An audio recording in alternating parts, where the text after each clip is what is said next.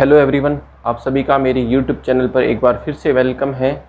मेरे इस YouTube channel पर आरयू यूनिवर्सिटी, राजस्थान यूनिवर्सिटी और शेखावटी यूनिवर्सिटी, इन सभी का अपने टॉपिक्स वाइज वीडियोस अवेलेबल होती है। यदि आप सभी मेरे चैनल पर नए हो तो सबसे पहले मेरे चैनल को सब्सक्राइब कीजिए, बेल आइकन को प्रेस कीजिए ताकि कोई भी वीडियो लेटेस्ट आप अपलोड कर सके, मिल सके आपके नोटिफिकेशन। ठीक है ना। सॉरी, आज आपने जैसा कि थंबनेल में देखा होगा कि मैं सेकेंड ईयर की वीडियो लेकर आया हूँ। रोज़ बीएससी फाइनल की कल आई थी, कल के लेक्चर्स में आपने बीएससी फाइनल के देखा था। आज आपकी बीएससी सेकेंड ईयर का टॉपिक लेके आएंगे। तो बीएससी सेकेंड ईयर में आप लोगों के पास थर्ड बुक है numerical analysis. BSc second year की थर्ड बुक है न्यूमेरिकल एनालिसिस। उसका चैप्टर फर्स्ट परिमित अंतरकलन, उसके बारे में हम चर्चा करेंगे। उससे पहले यदि आप लोगों ने इसकी पीडीएफ, अब देखो इसमें सिर्फ आपको समझना है, लिखना कुछ भी नहीं है। इससे रिलेटेड जो भी पीडीएफ होगी मेरे टेलीग्राम चैनल जो आप देख रहे हो, ये चल रहा है टेलीग्राम चैनल का, जो ये आप देख रहे होंगे मैथ्स गुरु टेलीग्राम चैनल का नेम है। ये आप सब्सक्राइब कर लीजिए, ज्वाइन कर लीजिए, वहाँ पर पीडीएफ अवेलेबल हो जाएगी और क्लास का शेड्यूल भी मिल जाएगा। वहाँ पर क्लास का शेड्यूल लगाया हुआ है कि कौन से डे आपकी क्लास आएगी। ठीक है ना। तो चलो अपने शुरू करते हैं। थर्ड ईयर की बुक है अपनी न्यूमेरिकल एनालिसिस और उसका टॉपिक है फॉरवर्ड डिफरेंशिएशन। फॉरवर्ड का मतलब क्या होता है? अग्रांतर।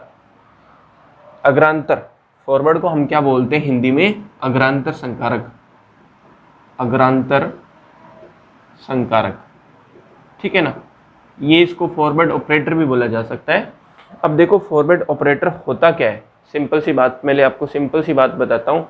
फॉरवर्ड ऑपरेटर को हम डेल से शो करते हैं। किससे शो करते हैं? डेल से। सबसे पहली बात तो ये कि फॉरवर्ड ऑपरेटर को हम किससे शो करते हैं? डेल से शो करते हैं। ठीक है ना। अब ये जो डेल होता है वो होता क्या है कि ये डेल किसके बराबर होता है? ये बराबर होता है F x plus H minus F x के बराबर होता है। ठीक है ना। फॉरवर्ड ऑपरेटर की बात करें तो ये किसके बराबर होता है? यदि हम इसकी बात करें डेफिनेशन के तौर पर कि हम किसको कहते हैं, तो हम इसको ऐसा कह सकते हैं कि स्वतंत्र चर के क्रमागत मानों का अंतर। मतलब स्वतंत्र चर है कोई भी। अब देखो इससे मैं आपकी डेफिनेशन वगैरह सब पीडीएफ में अवेलेबल करवा दूंगा। मैं सिर्फ आपको समझा रहा हूँ यहाँ पर कि फॉरवर्ड ऑपरेटर बोलते किसको है। ठीक है। यदि आप इसका पीडीएफ देखोगे ना तो आपको वहाँ पर सारी बातें समझ आ जाएगी। ठीक है ना। कि सबसे पहले आपको पता है दो क्रमागत स्वतंत्र चरों का अंतर। स्वतंत्र चर क्या है? हमारे पास कोई भी दो वेरिएबल्स हो सकते हैं जो इंडिपेंडेंट है। ठीक है ना, वो किसी पर डिपेंड नहीं है। तो क्रमागत अंतर ही फॉरवर्ड ऑपरेटर कहलाता है। तो हम फॉरवर्ड ऑपरेटर को किसी बिंदु ए के लिए, यदि हम किसी बिंदु ए के लिए बात करें, किसी बिंदु ए के लिए बात करें ना, तो हमारे पास क्या आ जाएगा जरा देखिए। तो हम इसको क्या लिख सकते हैं? इसको शो करने का तरीका हो गया डेल, फॉरवर्ड ऑपरेटर का सिंबल एफ ऑफ ए। तो ये किसके बराबर होता है? डेल एफ ए। ये बराबर होगा a plus h. A plus h, h क्या है यहाँ पर? मतलब आप लोगों ने देखा ना एच टेंड्स टू जीरो, वही वाला एच चाहिए। A plus H minus F A. ठीक है ना। ये होता है A plus H minus F A. ये किसी बिंदु पर है। और यदि हम इसकी व्यापक मान की बात करें तो ये व्यापक मान क्या होगा? इसका व्यापक मान, तो व्यापक मान होगा एफ ए की जगह एक्स कर लो। व्यापक का मतलब जनरल सॉल्यूशन, तो जनरल सॉल्यूशन हो जाएगा x plus H minus F x. ठीक है। तो हम इसको, ये डेल ऑफ एफ ए ये प्रथम अग्रांतर संकारक हो जाएगा। इसको हम क्या बोलेंगे? ये हमारा प्रथम अग्रांतर संकारक हो जाएगा। प्रथम अग्रांतर संकारक। प्रथम का मतलब क्या होगा कि मतलब फर्स्ट टाइम, मतलब पहली बार हुआ। जैसे हम डेल स्क्वायर फाइंड करें तो ये द्वितीय अग्रांतर संकारक कहेंगे इसको। तो हम डेल स्क्वायर ए, हम अब व्यापक मान नहीं लिखेंगे, ए, दोनों में से कोई भी लिख लो, ए की जगह एक्स पुट कर दोगे तो बात वही आ जाएगी। ठीक है ना। तो हम डेल स्क्वायर एफ ए को क्या लिखेंगे? हम इसको ऐसे लिखेंगे del of del f a. और डेल एफ ए की वैल्यू क्या आई थी? डेल एफ ए की वैल्यू हमें अभी अभी लिखी है f A plus H minus F A.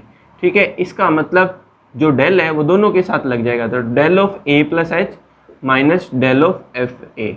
ठीक है। तो हमारा del square of f a क्या हो जाएगा? ये हो जाएगा। ठीक है। तो हम इसी तरह से इसको बोलेंगे हम कौन सा? द्वितीय अग्रांतर संकारक। तो ये हमारा कौन सा हो जाएगा, द्वितीय अग्रांतर संकारक। ये बात आपको समझ आई होगी कि प्रथम अग्रांतर संकारक क्या होता है, f A plus H minus F a. तो द्वितीय अग्रांतर संकारक क्या हो गया, del of f A plus H minus del of f a. मतलब डेल ऑफ एफ ए की यदि वैल्यू हम पुट कर दें और इसकी वैल्यू पुट कर दें कि भाई ए प्लस एच, इसका मतलब ए प्लस टू एच में से ए प्लस एच माइनस होएगा, ठीक है ना, कि मतलब क्रमागत दो अंतर, मतलब दो क्रमागत स्वतंत्र पदों का अंतर होता है डेल ऑफ एफ ए, ठीक है। तो इसी तरह से हम यदि इसको चलाएं आगे तो हमें देखो हम डेल क्यू फाइंड और कर लेते हैं। देखो डेल क्यू फाइंड करने से हमें क्या मिल जाएगा, हम इसका डेल ऑफ एन फाइंड कर सकते हैं। तो डेल क्यूब का मतलब क्या होता है, डेल का इसका मतलब यही होगा भाई डेल स्क्वायर ऑफ एफ ए, ये लिख लो, ठीक है। और del square of f a अभी अभी क्या आया था, देख रहे होंगे आप, आपने लिखा del of f A plus H minus del of f ए, ठीक है। तो हम इसमें डेल का यदि मल्टीप्लाई कर दें तो ये हो जाएगा del square of f A plus H minus del square of f a. तो यहाँ से आपको एक छोटी सी बात समझ आई होगी, क्या बात समझ आई होगी कि जब डेल था तो यहाँ डेल जीरो है एक तरह से, मतलब किसी की पावर जीरो एक ही तो होता है। और जब दो था तो एक आ गया डेल, तो तीन है तो दो आ गया। इसी का मतलब यदि डेल की power n of f a हो तो क्या हो जाएगा, मतलब देखो दो है तो दो माइनस एक, तीन है तो तीन माइनस एक, तो एन हो जाएगा तो क्या हो जाएगा, डेल की power N minus A F A plus H minus del की power N minus A F ए। ये बात आपको समझ आई कि नहीं आई कि यदि हम एनवां अग्रांतर संकारक की बात करें ना तो उसके एनवें अग्रांतर संकारक का सूत्र ये हो जाएगा, ठीक है ना। ये है सिंपल बात। अब हम इस पे क्वेश्चंस लेंगे कि हम क्वेश्चन, सबसे इंपॉर्टेंट तो इसका क्वेश्चन ही है, ये जो हम सॉल्व कर रहे हैं इसको क्वेश्चन में अप्लाई कर लेंगे, ठीक है ना। सबसे इंपॉर्टेंट तो इसका फॉर्मूला ही है, क्वेश्चन ही है। तो मैं सबसे पहले देखो इसके क्वेश्चन थोड़ा सा पहले मैं क्वेश्चन यहाँ शो कर दूंगा, उसके बाद नेक्स्ट पहले आप क्वेश्चन को नोट कर लेना, या तो नोट करने की जरूरत नहीं है, क्वेश्चन या रफ के लिए मतलब समझने के लिए रफली नोट करके रख लेना, क्योंकि मैं तुरंत तो आपको पीडीएफ तो देखिए आपके सामने है ना, क्वेश्चन में लिखा हुआ है y बराबर x cube plus 5x minus 7 हो तो x बराबर माइनस 1 0 1 2 3 4 5 के लिए y के मान की गणना कीजिए। y के मान की वैल्यू बतानी है, इन सभी के लिए आपको मतलब इन सभी को यहाँ पर पुट करके उनकी वैल्यू बतानी है तथा अग्रांतर सारणी बनाइए, उसकी अग्रांतर सारणी बनानी है। तो सारणी को बढ़ाते हुए x बराबर 6 पर y का मान बताना है।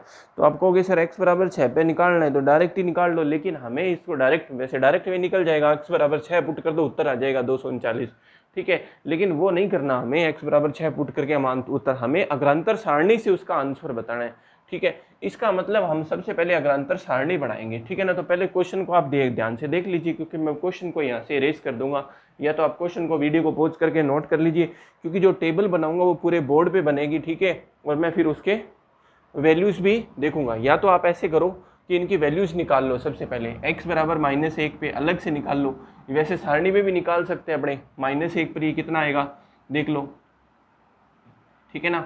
माइनस 1 पर इसकी वैल्यू कितनी आने वाली है, आप वैल्यू पुट करो, माइनस 1 पुट करोगे तो कितनी आ जाएगी, माइनस 1 पे माइनस 13 आ जाएगा, ठीक है। x बराबर माइनस 1 पर तो y माइनस 1 है ना, ये तो मतलब माइनस 1 पुट कर रहे हैं तो y आएगा माइनस 13, और x बराबर 0 पर कितना आ जाएगा, y 0 पुट करोगे तो माइनस 7, और x बराबर 1 पर पुट करोगे तो कितना आ जाएगा, 1 पे देख लो 1 और 5 6 और माइनस का 1 आ जाएगा, ठीक है, माइनस का 1 आ जाएगा, ठीक है। और x बराबर 2 पुट करोगे तो 2 पर कितनी वैल्यू आ जाएगी, 2 पर बात करेंगे तो 11 आ जाएगी, ठीक है। और x बराबर 3 पर बात करें तो 3 पर इसकी वैल्यू कितनी आ जाएगी देख लो, 3 27 15 माइनस 7, तो 27 और 8 कितने हो गए 35 हो गए क्या, 35, ठीक है। और उसके बाद x बराबर 4 पर बात करें तो y4 की वैल्यू कितनी हो जाएगी, अब देख लो 4 रखोगे, 4 की पावर 3 से मतलब कितना हो गया 77 हो गया, ठीक है। x बराबर 5 पे देख लो तो x बराबर 5 पर इसकी वैल्यू कितनी हो जाएगी, 5 पर वैल्यू हो जाएगी 143, ठीक है, 143 हो जाएगी इसकी वैल्यू x बराबर 5, और x बराबर 6 पे तो हमें ज्ञात करनी है सारणी से, तो ठीक है ना। तो आप ये वैल्यू जो लिखी हुई है ये लिख के रखना, और इसको मैं टेबल में बनाना सिखाऊंगा, ठीक है। तो वीडियो पॉज करके आप इसको लिख लीजिए, फिर मैं एक रफ काम या फेयर कॉपी कहीं पर भी लिख सकते हो आप। तो ये लो मैं अब अग्रांतर सारणी बना रहा हूँ, ठीक है ना, अग्रांतर सारणी, ठीक है ना। अग्रांतर सारणी मैंने अपने नोट कर लिया डाटा, कि जो मेरे पास डाटा था मैंने उसको नोट कर लिया अपनी कॉपी में। तो सबसे पहले देखो क्या करना है, यहाँ पर हमें x लिखना है, अग्रांतर सारणी में यहाँ x लिखना है, यहाँ fx लिख लो, या f एक ही बात है, fx लिखोगे तो y होता है वो, ठीक है, जो हम y की वैल्यू निकाल रहे थे, जो हमारे पास दे रखा है y बराबर x³ minus 4x plus 5x minus 7, वही है fx, ठीक है, y के बराबर है, ठीक है। उसके बाद हम डेल ऑफ fx लिख लेते हैं, मतलब ये प्रथम अग्रांतर, ठीक है।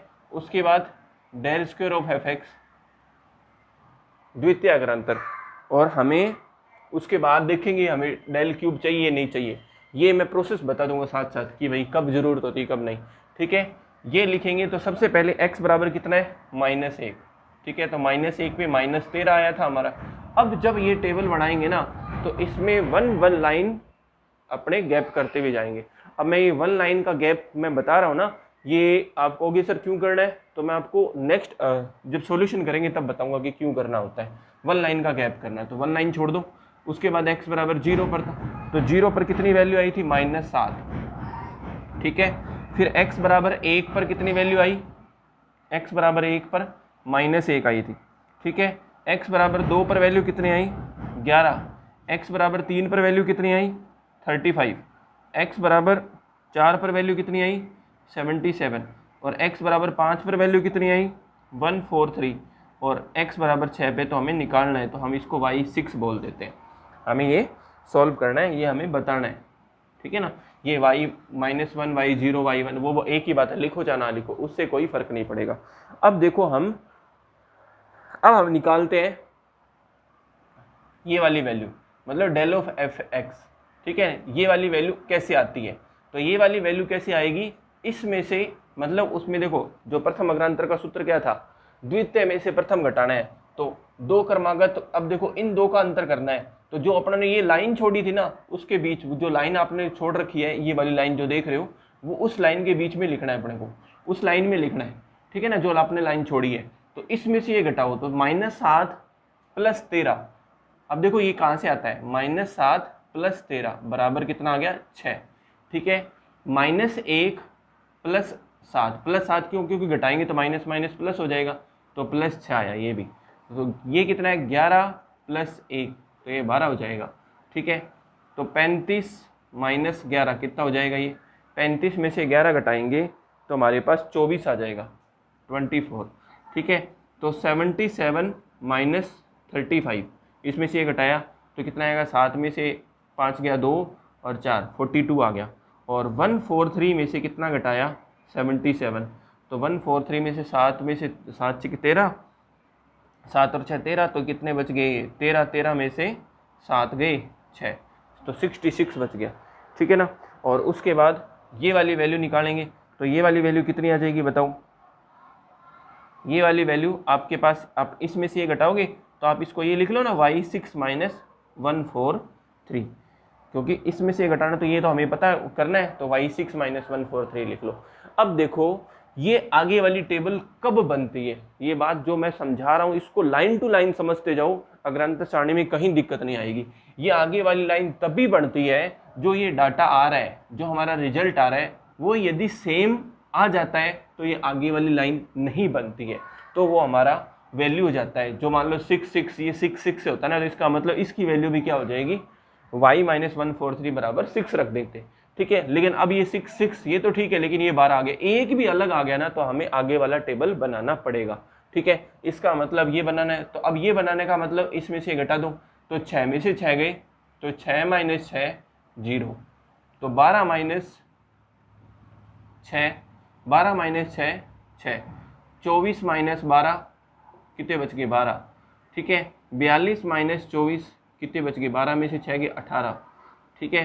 66 - 42 कितने बच गए, 24, और इसमें से माइनस करेंगे, इसका मतलब y6 - 143 में से 66 और माइनस कर दो, तो अब जो भी देख लेना कितना बच रहा है, इसको सॉल्व कर लो आप, तो y6 माइनस कितने हो गए, माइनस माइनस जुड़ जाएंगे, तो 9 6 और 3 9 9 और 1 10 सॉरी 4 और 6 10 और 2 209 हो गया, तो y6 - 209, मतलब उसी लाइन में लिखना है आपको आगे।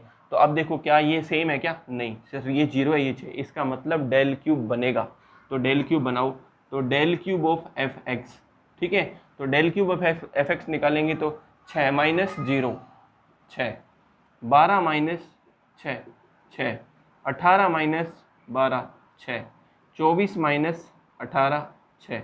इसका मतलब अब ये वाला लास्ट वाला वैल्यू है तो y6 माइनस 209 माइनस 24, और जब इसको सॉल्व कर लेंगे तो ये y6 माइनस कितना आ जाएगा, 9 और 6 13, 9 और 4 13, 2 और 1 3, 233 आ गया। इसका मतलब देखो ये y 6 है, ये 6 है, ये 6 है, ये 6 है, तो आप ये कहोगे कि जो ये वाली वैल्यू है ना वो भी 6 के बराबर ही होगी। क्यों, क्योंकि ये सब वैल्यू 6 है, तो ये तो वैल्यू हमारे पास है नहीं ना, तो होती तो वो 6 ही होती, अब नहीं है तो हम इसको 6 मान लेंगे कि ये 6 के बराबर है, ठीक है ना। ये इसका मतलब अब हमें डेल 4 बनाने की ज़रूरत नहीं है, क्योंकि अब देखो डेल 4 बनाने जाओगे क्यों ज़रूरत नहीं होती, 6 में से 6 घटाओगे 0, 6 में से 6 घटाओगे 0, 6 में से 6 घटाओगे 0, इसमें से घटाओगे 0, तो मिलने वाला है कि नहीं मिलने वाला 0, तो इसीलिए वो नहीं बनता। जब सेम हो जाता है तो आगे वाला ऑपरेटर नहीं बनता है, मतलब इसमें कितने ऑपरेटर बने, प्रथम द्वितीय और तृतीय, 3 ऑपरेटर ही बने इसमें, ठीक है ना।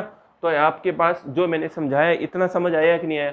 अब देखो अब प्रोसेस क्या रह जाएगा, अब अपना प्रोसेस जो वो बच जाएगा क्या, इसका मतलब y6 माइनस 233 किसके बराबर आ जाएगा, 6 के बराबर आ जाएगा, ठीक है। अभी 6 के बराबर क्यों लिखा, क्योंकि इसकी वैल्यू कितनी होगी, 6 होगी, ठीक है। 6 किसी ने बताया, ये जो आ रहा है 6, ठीक है, तो ये उधर चल जाएगा, तो ये उधर चल जाएगा, तो 6 प्लस 2 प्लस का हो जाएगा, तो 6 जब इसमें जुड़ जाएगा तो कितना मान आ जाएगा बताओ, 239, और मैंने कहा था ना 239 ये आंसर आएगा इसका। और आप इसको क्रॉस चेक कर सकते हो कि हमारा आंसर सही है कि नहीं सही है। जो आपके पास x की वैल्यू 6 है ना उसको डायरेक्ट पुट कर दो, पुट करके देख लो आपके पास क्या था क्वेश्चन यही था ना, एक्स क्यूब प्लस 5x, आपके पास ये क्वेश्चन था x cube plus 5x plus 7 minus 7, ठीक है, माइनस 7 था, तो 6 की क्यूब कितना होता है 216, और 6 पंजे 30 माइनस 7, तो यदि हम इसमें से घटा देते हैं तो ये 23 बचता है, तो 216 प्लस 23 कितने हो जाएंगे बताओ, ये हो जाएंगे 239, और ये मिला लो 239 है या नहीं है ना। तो आई होप जो मैंने समझाया है वो आपको समझ आया होगा, ठीक है। तो अब जो मैं एक बार इसको फिर से रिपीट कर देता हूं ताकि आप लोगों को जो डाउट होगा वो क्लियर हो जाएगा, ठीक है ना। तो चलो मैं इसको रिपीट कर देता हूं, ठीक है ना। तो सबसे पहले जो अग्रांत क्वेश्चन था हमारा वो क्वेश्चन आप लोगों ने लिख रखा है, ठीक है। सबसे पहले ये जो फंक्शन जो मैं ये बना रहा हूँ ना लाइनें, ये आपको हर एक क्वेश्चन में ऐसा बनाना है, और ये पता चल गया ना, ये पहले एक बना लो, ये पता चल जाएगा। देखो एक से कभी नहीं आएगा, दो कभी कभी ऐसा होता है दूसरे ही सारे सेम हो जाते हैं, लेकिन बहुत कम चांस है ये दूसरा सेम, तीसरा हो सकता है, और बहुत सारे क्वेश्चन ऐसे होता है तीसरा चौथा पांचवा तक नहीं होता, बहुत लंबा जाता है, ठीक है ना। तो हमने सबसे पहले क्या करना है, x f x del of f x बना लो एक बार, इतना ही, ठीक है। डेल मतलब प्रथम अग्रांतर, उसके बाद एक्स की वैल्यू जो लिखी हुई है वो लिख लो, जो उसने क्वेश्चन में दी थी, उसने बोला था -1 0 1 2 3 4 5 6, ठीक है। अब उसके बाद -1 पर वैल्यू कितनी आई, -13, 0 पर -7, 1 पर, ये कहाँ से आया, ये वैल्यू मैंने कहाँ पुट करी, वो वही इक्वेशन जो आपके पास थी, एक्स क्यूब -5x प्लस 7, इसी में पुट कर करके वैल्यू निकाली है सारी, कि भाई जब -1 पुट कर देंगे इसमें तो -13 आ जाएगा, 0 पुट कर देंगे तो -7 आ जाएगा, यहाँ प्लस है और यहाँ माइनस है, ठीक है, यहाँ -7 आ जाएगा, 1 पुट कर देंगे तो -1, 2 पुट कर देंगे तो 11, 3 पुट कर देंगे तो 35, इसी तरह से ये सारी वैल्यू आ गई, और 6 पुट करना नहीं है क्योंकि 6 पर तो हमें वैल्यू फाइंड करनी है, ठीक है। अब ये वाली सबसे इंपॉर्टेंट रहता है कि डेल ऑफ एफ एक्स कैसे आया, तो डेल ऑफ एफ एक्स कैसे आया, मैंने आपको डेल ऑफ एफ एक्स क्या होता है, प्रथम अग्रांतर होता है, और प्रथम अग्रांतर का सूत्र क्या होता है, द्वितीय में से प्रथम वाला घटा दो, द्वितीय अवयव में से प्रथम वाला अवयव घटा दो, तो द्वितीय अवयव कौन है, ये इसमें से घटेगा, तो -7 माइनस माइनस प्लस 13 कितना बच गया, 6, -1 प्लस 7 6, 11 प्लस 1 12, 35 -11 24, 77 -35 42, 143 -73 66, और इसमें से माइनस करेंगे ऐसे रह जाएगा, ठीक है। और यदि ये सेम होता तो डेल स्क्वायर की जरूरत नहीं थी, ये सेम नहीं है, क्यों, ये 6 है, 6 तो ये 12 हो गया, इसका मतलब डेल स्क्वायर बनाना पड़ेगा, तो 6 - 6 0, 12 - 6 6, 24 - 12 12, 42 - 24 18, 66 माइनस 24 24, और इसमें से माइनस करेंगे तो y माइनस 6 209 आ जाएगा। आपकी विद कैलकुलेशन है नॉर्मल सी। अब देखा ये 0 ये 6, ये भी 0 होना चाहिए था, नहीं है, इसका मतलब डेल क्यूब बनाना पड़ेगा। तो नेक्स्ट बनाने के लिए 6 माइनस 0 6, 12 माइनस 6 6, 18 माइनस 12 6, 24 माइनस 18 6, और इसमें से माइनस करेंगे तो ये, इसका मतलब 6 6 6 6 6 सेम है, इसका मतलब ये भी किसके बराबर होगा 6 के, और जैसे 6 के बराबर रखा तो y6 की वैल्यू आ गई 239, और आपका फर्स्ट क्वेश्चन था उसका सॉल्यूशन आ चुका है। ये है हमारा फॉरवर्ड ऑपरेटर, हम इसको फॉरवर्ड डिफरेंस भी बोल सकते हैं, फॉरवर्ड ऑपरेटर भी बोल सकते हैं। और इसके बीच में जो ये लाइन बताई थी ये जरूर छोड़ोगे आप, एक लाइन बना के एक लाइन छोड़नी है, फिर ये दूसरी लाइन, ठीक है ना, ये एक एक लाइन जरूर छोड़नी है, एक एक लाइन छोड़ोगे ना, और इसका कारण पता चल गया होगा, जो हम डिफरेंस निकालते हैं वो इन लाइनों के बीच में ही लिखा जाता है, डिफरेंस निकालते हैं वो इन लाइनों के बीच में ही लिखा जाता है, ठीक है ना। तो आई होप जो मैंने क्वेश्चन समझाया है वो आपको समझ आया होगा। यदि समझ नहीं आया तो फिर अपने एक क्वेश्चन और लेंगे नेक्स्ट वीडियो में। नेक्स्ट वीडियो में आपको फॉरवर्ड के बाद बैकवर्ड ऑपरेटर भी बताऊंगा कि फॉरवर्ड के बाद एक ये तो अग्रांतर संकारक हो गया, और हम इसका बैकवर्ड ऑपरेटर भी अगली क्लास में पढ़ेंगे। तो आज की वीडियो में इतना ही, नेक्स्ट क्लास में अपने इसका फॉरवर्ड बैकवर्ड ऑपरेटर पढ़ेंगे, ठीक है।